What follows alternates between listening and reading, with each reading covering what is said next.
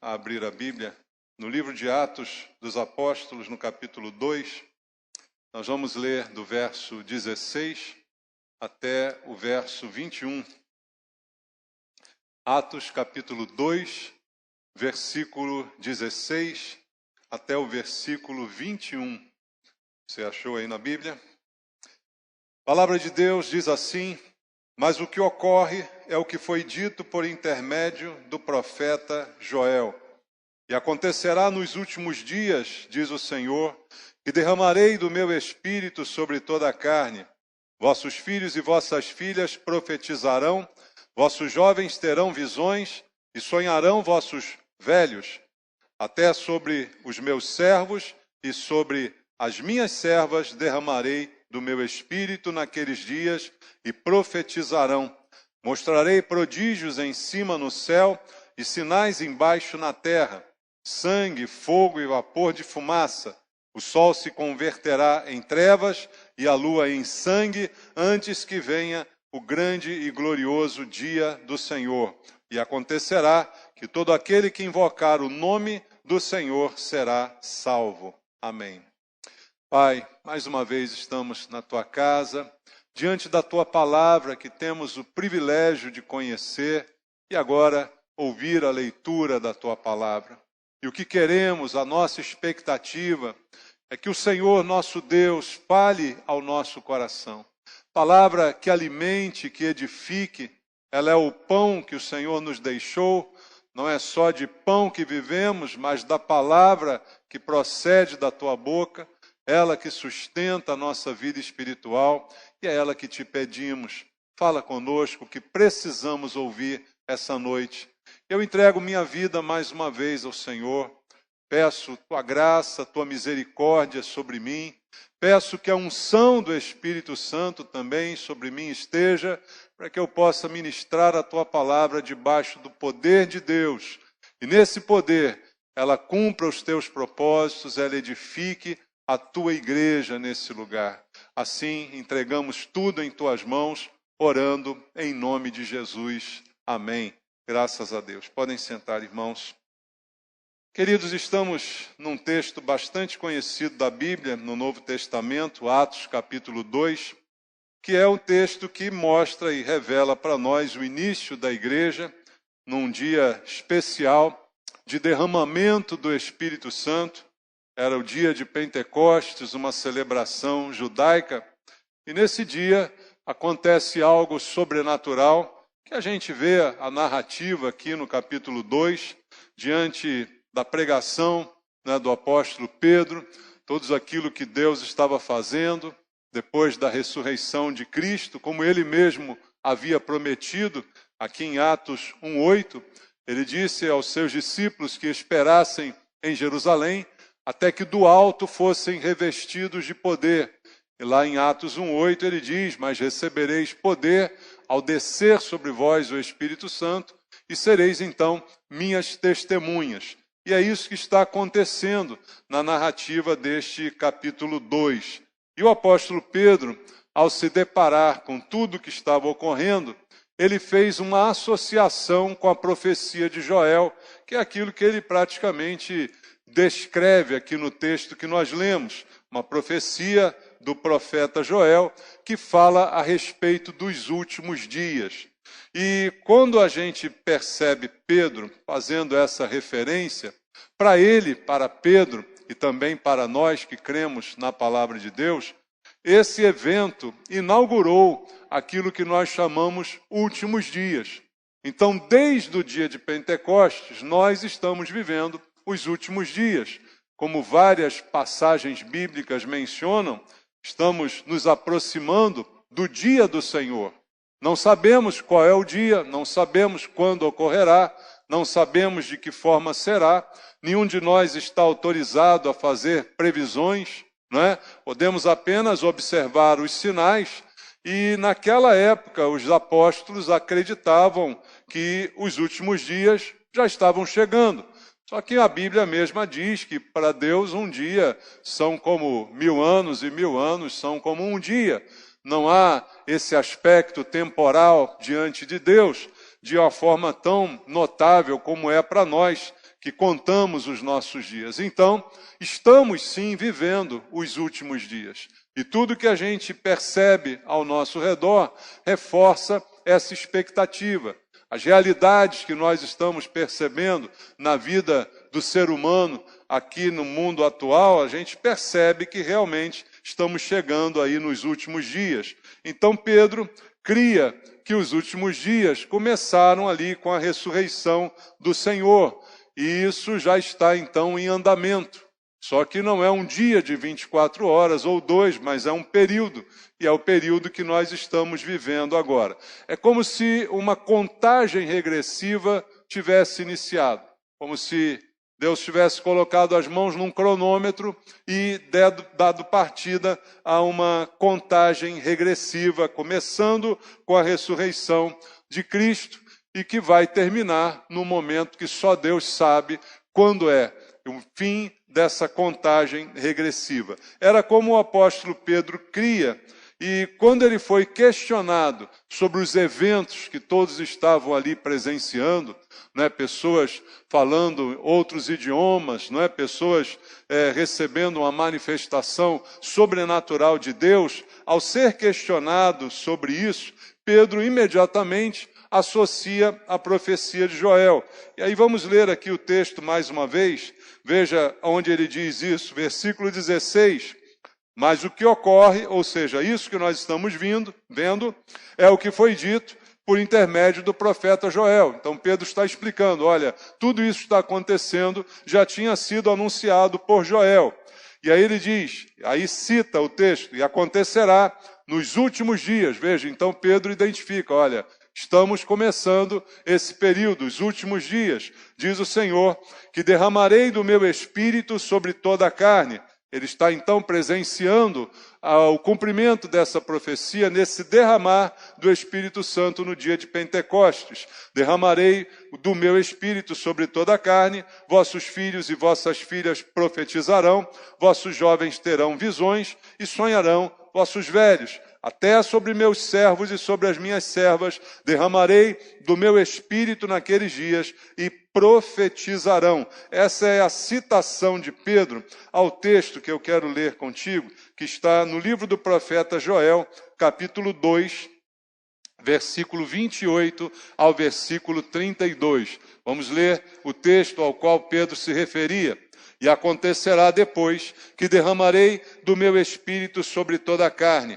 Vossos filhos e vossas filhas profetizarão, vossos velhos sonharão e vossos jovens terão visões. Até sobre os servos e sobre as servas derramarei o meu espírito naqueles dias. Mostrarei prodígios no céu e na terra, sangue, fogo e colunas de fumaça. O sol se converterá em trevas e a lua em sangue, antes que venha o grande e terrível dia do Senhor. E acontecerá que todo aquele que invocar o nome do Senhor será salvo, porque no monte Sião e em Jerusalém estarão os que forem salvos, como o Senhor prometeu, e entre os sobreviventes, aqueles que o Senhor chamar. Então, exatamente essa profecia, Pedro vai citar praticamente toda ela aqui no capítulo 2 do livro de Atos, que nós lemos aqui. Então, segundo Pedro está identificando, esse é o cumprimento dessa promessa, é o início de um período que começa com esse derramar do Espírito Santo. Começa com esse derramar do poder de Deus, como nós vemos aqui, não é? Um tempo de grande derramar sobre todos, não é? Como ele diz, jovens, velhos, homens, mulheres, servos, livres, não é? Sobre todos. Então, é um tempo também de oportunidade. É um tempo em que todos podem ser inseridos nesse derramamento de Deus, nessa bênção do Senhor, e isso começa com a morte e ressurreição de Cristo. Inaugura-se, então, esse período de últimos dias. Mas, ao mesmo tempo, você vê aqui pelo texto, voltando lá ao capítulo 2 de Atos, que começa nesse derramar, mas também é um tempo de coisas caóticas que virão a acontecer. Então ele diz aqui no verso 19, mostrarei prodígios em cima no céu e sinais embaixo na terra, sangue, fogo e vapor de fumaça. O sol se converterá em trevas e a lua em sangue, antes que venha o grande e glorioso dia do Senhor. Então, veja, um derramar do Espírito sobre todos, mas, em seguida, algo sobrenatural também acontecendo, um tempo caótico para o universo, né, de coisas estranhas que vão acontecer, que culminam com o dia do Senhor. Então, estamos nessa primeira fase, na fase do derramamento. É um período, não é um dia ou dois, são os últimos dias. Então, é um período de dias e a sucessão de acontecimentos é este. Um tempo de derramar, um tempo de oportunidade, sem distinção de pessoas, todos podem ser afetados por essa bênção, todos podem ser incluídos nesse derramamento, mas que vai culminar com um período de estresse complicado para o mundo todo, como é descrito aqui no versículo 19 e 20, um tempo de sangue, um tempo de fogo, um tempo de vapor, um tempo de subversão da ordem natural das coisas, não é? Um tempo em que as coisas vão virar de cabeça para baixo, né? Como a gente costuma dizer, poderes serão abalados, não é? E juntamente com isso tudo, nós estamos presenciando como está evoluindo, ou melhor, involuindo a nossa sociedade, não é? Como as pessoas estão ficando cada vez piores, como a ordem natural das coisas tem sido invertidas, não é? Como então estão sendo abalados os valores, as perversões aumentando a cada dia, mas ao mesmo tempo que tudo isso acontece, o Espírito Santo continua sendo derramado. Deus continua abençoando as pessoas de qualquer situação que cheguem a Ele, também podem ser alvo desse derramamento do Espírito Santo de Deus. Então, veja, há um período em que as coisas pioram, como estamos caminhando por uma piora progressiva, mas ao mesmo tempo ainda é tempo de um derramamento do Espírito Santo. E também, como diz o verso 21, e acontecerá que todo aquele que invocar o nome do Senhor será o quê? Será salvo. Então é um tempo ainda de salvação. Ainda tem salvação. A palavra ainda está sendo pregada. O evangelho ainda está sendo anunciado. Então ainda há uma oportunidade de, mesmo em meio ao caos que virá se estabelecer, por causa do derramamento do Espírito Santo, ainda é um tempo de invocar e ser salvo. Paulo questiona como invocarão se não houver quem pregue, né, a palavra, mas é um tempo de possibilidade de salvação também, como nós estamos presenciando nesse momento. Podemos encontrar e perceber muita gente ainda invocando o nome do Senhor e sendo por ele também salvos, não é? Mas por esses fatos, nós já percebemos que há um contraste, né? Há uma ambiguidade. O mundo piorando, as pessoas ficando cada vez piores, né, no mundo de uma forma geral. Deus abençoando, dando uma oportunidade, derramando do seu Espírito, aceitando ainda a invocação do homem para que ele possa salvar. Tudo isso acontecendo ao mesmo tempo. Então, o que nós vemos? Uma ambiguidade, um contraste. E isso fica ainda mais evidente no texto que eu quero ler com você agora, na segunda carta do apóstolo Paulo a Timóteo.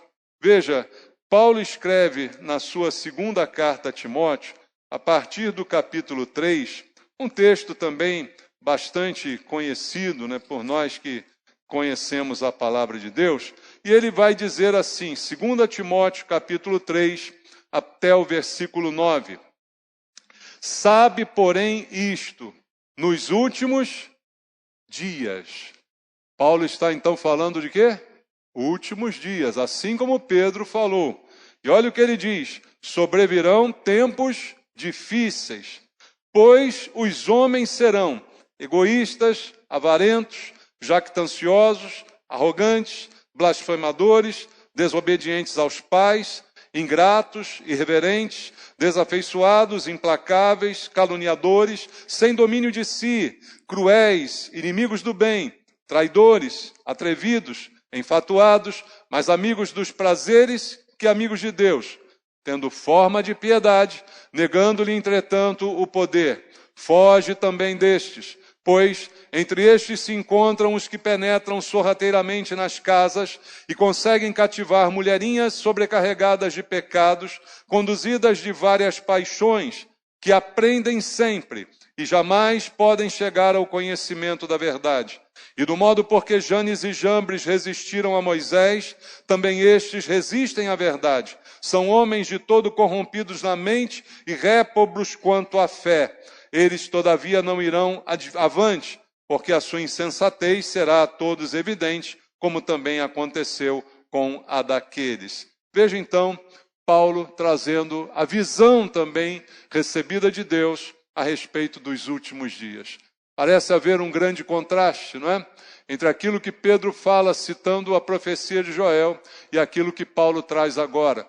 Mas na verdade, irmãos, não há contraste algum, porque as duas coisas estão acontecendo ao mesmo tempo. Ao mesmo tempo, os últimos dias é um tempo de derramar do Espírito Santo. É um tempo de derramar das bênçãos de Deus, é um tempo de oportunidade.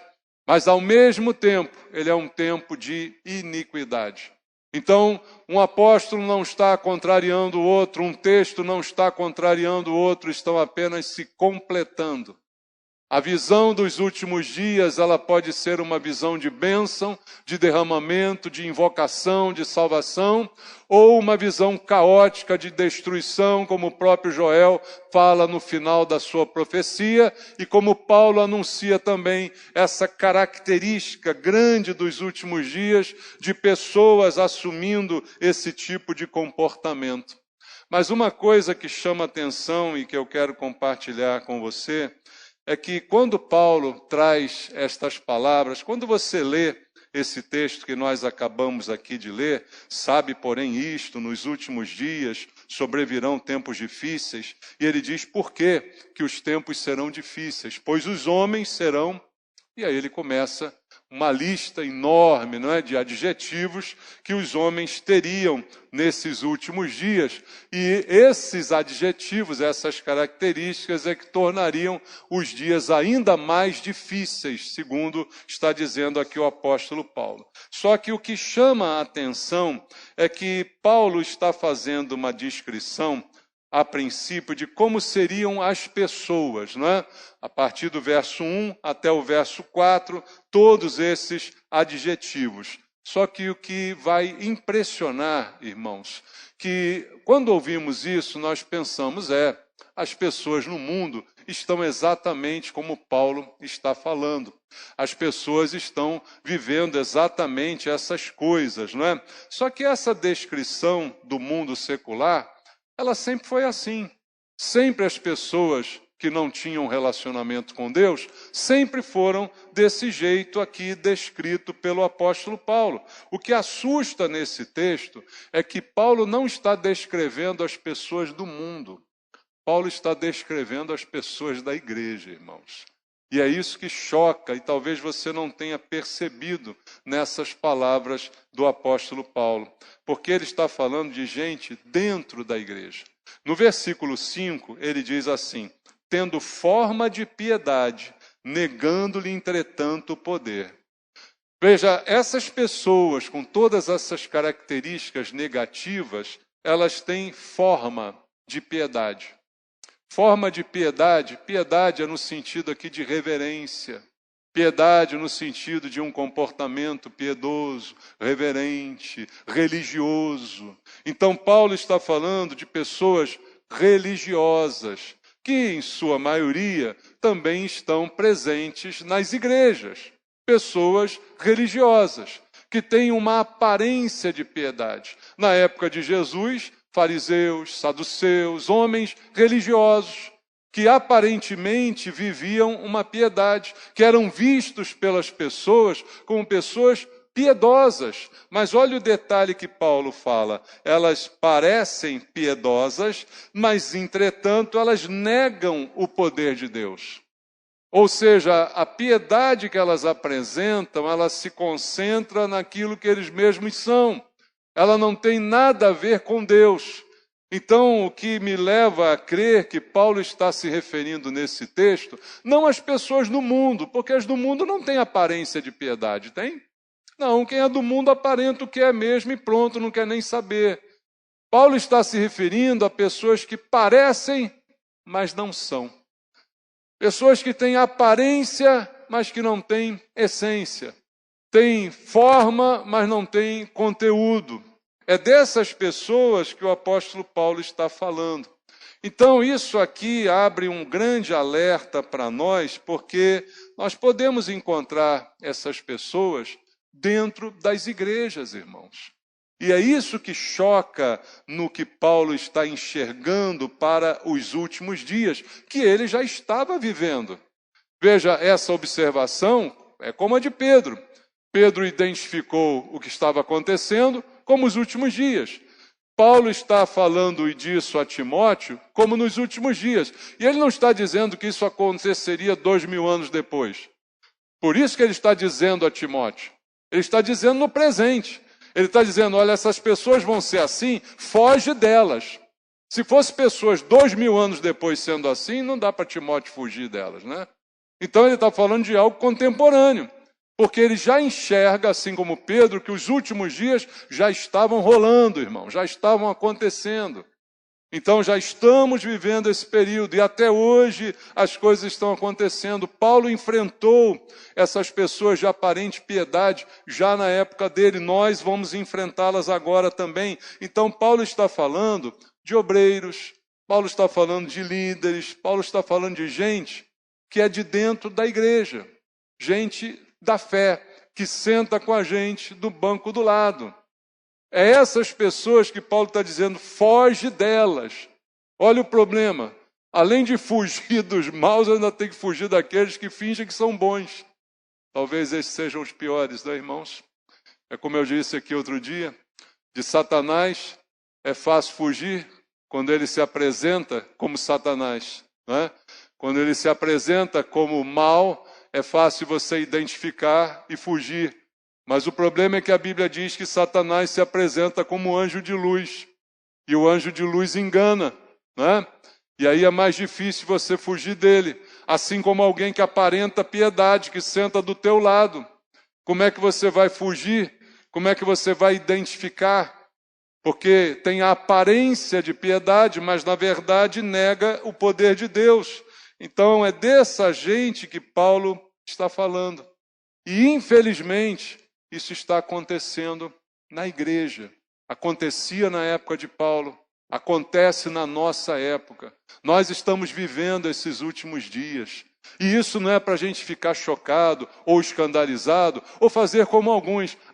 Na igreja também só tem gente ruim, eu não quero ficar na igreja. Eu vou ser crente em casa. Meu irmão, não existe crente em casa.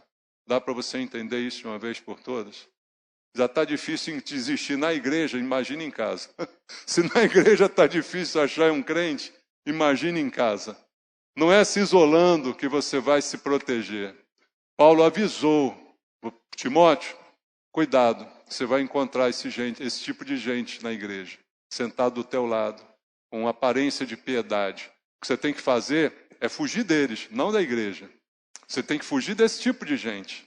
Você tem que identificar e fugir deles, mas não da igreja. Você é igreja, Timóteo. Você é parte da igreja de Cristo. Você não foge da igreja, você foge dessas pessoas. Então não é por causa de algumas pessoas que eu vou taxar a igreja toda. Não é por causa de alguns pastores safados que todos vão ser taxados de safados. Não é por causa de alguns crentes falsos que todo crente vai ser falso. Não é assim, irmãos? Mas é esse juízo que nós não estamos fazendo.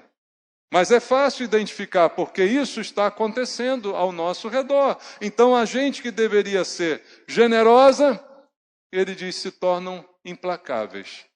A gente que deveria ter afeição, fica gente desafeiçoada, sem amor, sem vida. Como Paulo ilustra aqui nas palavras, gente que deveria ter liberalidade, se torna pão duro, avarento. Gente que devia ser humilde se torna arrogante. Veja o que ele diz. Pois os homens serão egoístas, avarentos, jactanciosos, ou seja, gostam de contar vantagem, arrogantes, blasfemadores, desobedientes aos pais, ingratos, irreverentes, desafeiçoados, não têm afeição, não têm afeição por ninguém. Ou seja, tudo que um crente não deve ser, são esses adjetivos que Paulo coloca aqui. Imagina isso tudo que ele diz aqui relacionado a um crente. Um crente deveria ser egoísta?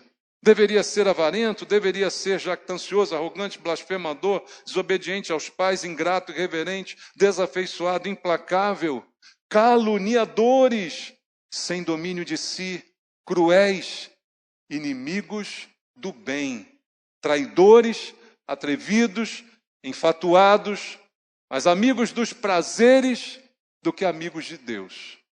Por isso ele enfatiza, essas pessoas têm algum tipo de relacionamento com Deus, mas não é amizade. Elas são mais amigas dos prazeres do que amigas de Deus. Elas têm aparência de piedade, mas elas negam o poder de Deus. E elas estão junto de nós. E elas são tudo aquilo que um crente não poderia ser. Mas na verdade é isso que elas são. Então essa é a constatação do apóstolo Paulo de uma igreja que é a igreja que está aí, que já estava no tempo de Paulo. Como eu disse, não é uma coisa que ele estava fazendo uma previsão, olha, daqui a 2000 anos, a igreja vai estar assim. Não, ele está dizendo para Timóteo, olha, Timóteo, as pessoas serão assim porque nós já estamos vivendo os últimos dias. Timóteo, foge dessas pessoas porque elas serão assim. E aí, queridos, igreja não é um paraíso. Paraíso é no céu. Aqui a coisa não é assim que funciona. Você vai encontrar de tudo, né? Você vai encontrar líderes que não prestam, você vai encontrar irmãos que não prestam, irmãos entre aspas, né? Você vai encontrar gente de todo tipo, com aparência, mas sem conteúdo, com aparência, mas sem verdade. Tudo isso dentro da igreja. E o que Paulo diz, foge deles, mas não foge da igreja. Foge das pessoas, mas não foge da convivência em Cristo. Não foge da comunhão. Não foge da tua vida espiritual. Não deixa de congregar como é costume de alguns, já dizia o autor de Hebreus. Não perca a oportunidade de congregar. Se isso não fosse importante, Deus não traria na sua palavra.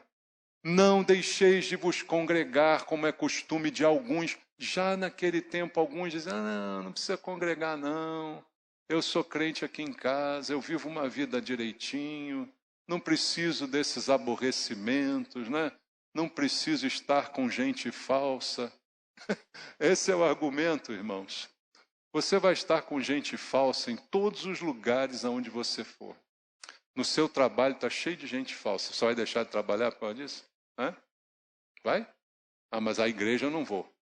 Irmão, tem gente falsa dentro da igreja. Tem gente falsa no seu trabalho. Seu prédio está cheio de gente falsa. Você mora numa vila? Na vila está cheio de gente falsa. Fofoqueiro. Vigiam tua vida toda. Sabe a hora que você chega, a hora que vai embora? Não é?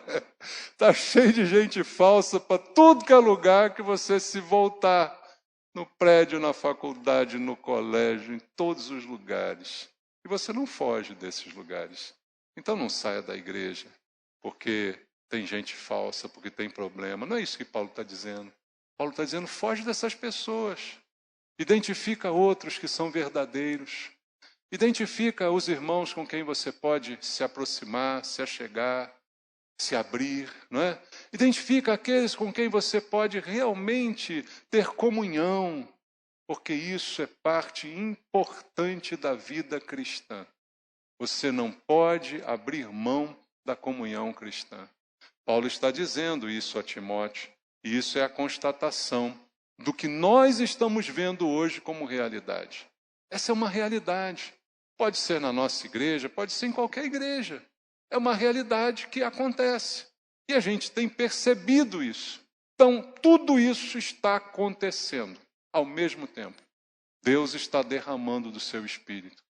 Deus está derramando sobre homens, mulheres, jovens e velhos.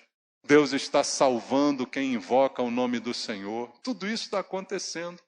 Mas, ao mesmo tempo, Estamos nos aproximando de um tempo de fogo, de vapor, de um tempo de destruição. Estamos caminhando para esse tempo e tudo isso vai acontecer antes de chegar o grande dia do Senhor, como diz a profecia. Mas há alguma contradição entre esses textos? Não, de forma alguma. Não há contradição nenhuma, porque ao mesmo tempo que muita gente vai se tornar assim, e vai frequentar a igreja, e vai continuar frequentando. Como disse Jesus, o joio vai viver no meio do trigo até a consumação. E ele ainda disse, olha, não tentem tirar o joio, porque na expectativa de tirar o joio, você pode acabar ferindo o trigo. Então deixa, eles vão conviver juntos, mas lá naquele dia, no dia que estamos aguardando, no dia que está se aproximando, a Bíblia diz claramente que haverá separação do joio e do trigo. A direita e a esquerda de Deus, está bem claro na palavra de Deus, irmãos. Haverá a separação, haverá a identificação, e aí você vai ver quem parece não é e quem parece é mesmo. É nesse dia que a gente vai ter todas as coisas reveladas. Então, não há contradição alguma. As pessoas estão se tornando assim. Mas Deus, ao mesmo tempo, está trabalhando, está derramando o seu Espírito, está chamando. Essa é a verdade que nós estamos vivendo, é uma realidade. Inclusive na igreja hoje em dia, no nosso país. As igrejas, de uma certa forma, você consegue identificar tudo isso em qualquer igreja que nós viermos a entrar.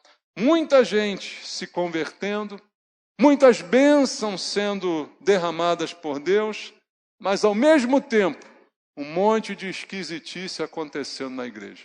Você está vendo esquisitice? É o tempo da esquisitice. São os últimos dias que nós estamos vivendo. Cada pessoa sem temor a Deus, fazendo as coisas mais absurdas na igreja do Senhor. Tudo isso acontecendo junto. Que bênção, muita gente se convertendo, que bênção, muita gente reconhecendo a Cristo, mas ao mesmo tempo muita maluquice acontecendo nas igrejas, muita gente doida, até dirigindo os cultos. E agora? O que a gente faz? A gente faz continuar observando os últimos dias, fugindo desses, como Paulo disse. O que eu tenho que fazer? Eu tenho que bater em alguém? Eu tenho que sacudir alguém? Tenho que quebrar a cabeça? Não, eu tenho que fugir das pessoas. Paulo diz o que nós temos que fazer, fugir. Fugir e se aproximar daqueles que são genuínos, daqueles que são verdadeiros, nos cercar desses tipos que são os verdadeiros cristãos. Então, é como disse Pedro, há um avivamento, mas ao mesmo tempo acompanhado de um juízo. No mesmo texto que ele fala, olha, tudo isso vai acontecer, mas é um tempo de fogo também e de vapor. Então é avivamento e juízo acontecendo. Você vê que lá na igreja primitiva, isso aconteceu. Veja, houve o dia de Pentecostes, Pedro faz a pregação, 3.000 pessoas se convertem, a igreja de Jesus começa. E aquela bênção toda acontecendo, os irmãos compartilhando as coisas, né? As pessoas ali não queriam sair de Jerusalém, queriam estar todas ali. De repente, no meio de tudo isso, Atos 5 conta o quê? A história de Ananias e Safira. Você lembra disso? Ananias e Safira. Como é que acontece Ananias e Safira, aquele casal? Acontece nessa igreja abençoada do livro de Atos. Nessa igreja inicial, cheia da bênção de Deus, cheia do poder de Deus, cheia do derramamento, mas tem um casal ali que finge, que faz de conta. Tem um casal ali que mente ao Espírito Santo. Veja, nada foi requerido deles, não havia obrigação nenhuma de participar, não havia obrigação de dar nada, mas eles resolvem mentir, eles resolvem ter aparência de piedade. Sabe o que pega hoje, irmãos, mais do que qualquer outra coisa? É quando a gente deseja ter a aparência de piedade.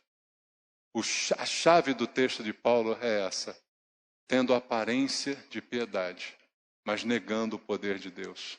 Ananias e Safira negaram o poder de Deus. Eles disseram assim: eu quero participar dessa campanha aí.